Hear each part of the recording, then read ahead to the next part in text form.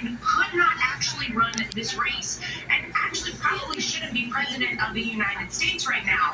Some people might say that June 27th debate with Donald Trump, which was obviously disastrous, maybe was the first step in pushing Joe Biden out. Then you had the press conference, the NATO press conference, where he stood up in front of, the country and really didn't seem to have it together. That may have been another step in pushing him out. And then it seems like whenever he wouldn't go out on his own accord, they had to threaten him. And now they have coronated Kamala Harris. This is not democracy. She also dropped out before her own home state of California voted in 2019 because she was polling so low. You contrast that with the other side, which is what we're offering on the Republican side. We have a proven candidate who actually delivered results for the American people, for whom people actually voted in multiple elections. You couldn't have more difference, and it's absurd what's going on right now. Remember in New Hampshire, you had candidates that were running against Donald Trump saying this is a coronation, and we would have to say when we would interview them, no, he actually has the votes. It's not a coronation. This is not the UK. But if you look at the cover of the New York Post, she's wearing the crown. She hasn't received any votes to run for president, yet she is the nominee. This is making a lot of Republicans and conservatives feel just very discouraged this morning and feel duped and lied to. We have a flashback of Kamala Harris telling the American people that Joe Biden's running and Joe Biden is so healthy. Listen to this, Lara. I think you will see that we have a very bold and vibrant president in Joe Biden. I'm not going to engage in that hypothetical because Joe Biden is very much alive and running for re-election. Not only is he absolutely authoritative in rooms around the globe, but in the Oval Office, And I can tell you, this is someone who is tireless in terms of working on behalf of the American people. The way that the president's demeanor in that report was characterized could not be more wrong on the facts and clearly politically motivated. Gratuitous. Some of these sound bites are from this year, Lara. Yeah, well, Kamala Harris is playing her part. Don't think for a second that the people who have been in charge while Joe Biden has been president, and let's face it, someone else has fully been in charge. We don't believe that Joe Biden has been doing anything on his own. These are the same people, guys, who are going to be in charge when Kamala Harris, should she ever become president, God forbid, if she became president, that's the same. It's the same group. It's the same playbook. They're calling the shots behind the scenes, and they're telling Kamala Harris, hey, you got to get on board with Joe Biden being okay right now. We know that he's not, but we need you to do your part. And if you do, we will reward you down the road. And here we are, where she actually has the delegates, I guess, to be the nominee for the Democrat side. It's amazing. Yeah, right. So she got on the horn and just started time.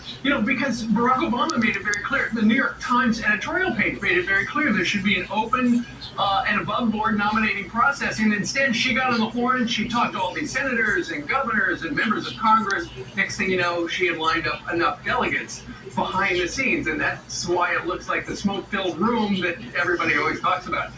But one other interesting thing from the New York Post, Laura, is that apparently the party insiders had the debate early to show the world that Joe Biden was not up to it and force him out. So the Democrats actually did this to their leader to get him out. And so far it's worked. Yeah, so far it's worked. I hope the American people are paying close attention. The problem they're going to have is now they are stuck with Kamala Harris. They told us, Joe Biden himself told us in 2020 that he chose her as his running mate, not because of her merit, not because she deserved the position, which go back and look at what she's done as vice president. Very little, if anything. It was because of how she looked. So now they have to change tack, and they have to figure out how to sell her to the American people. I'll also remind America right now that when she was in the Senate, she was one of the most radical far-left senators in the United States Senate. So if you think things have been bad with Joe Biden in the White House, and by the way, she owns every policy decision and everything that he has done, they have been a tag team in the White House together. It would be far worse with Kamala Harris. We will continue talking about the things that Donald Trump actually did while he was president. We will continue talking about the fact that the American people don't care about who it is as long as that person can deliver results. They want their country back. They want more money in their pocket. They want a secure southern border and are standing on the world stage. Donald Trump actually delivered all those things for the American people. Good luck selling Kamala Harris on that. The one thing is clear, you have to have a new strategy. The same strategy with Joe Biden is going to be a different strategy with Kamala Harris. She's in her 50s, in his 80s, and she does have the same policy positions. I got it. But the word is that you guys are going to spend $11 million over the next 2 weeks going after her. And the Washington Post over the weekend said that you guys already game planned about it. Two things they're going to come after you for. They're going to now, all of a sudden, President Trump's age is going to be into play, and they're going to talk about the criminal convictions in New York. What's your retort to this refrain that began yesterday? Well, yeah, they've been trying to label Donald Trump as a convicted felon now for a month. That was the whole play there, Brian. Obviously, we know what that one was all about, and clearly the American people didn't care. They came out in a huge way and gave us historic fundraising in the days after that wrongful conviction. Of course, if you had any question about Donald Trump's age, look at him on the stage in Butler, Pennsylvania, seconds after getting shot, raising his fist in the air. This is the toughest, strongest man I have ever met. This is an incredible human being.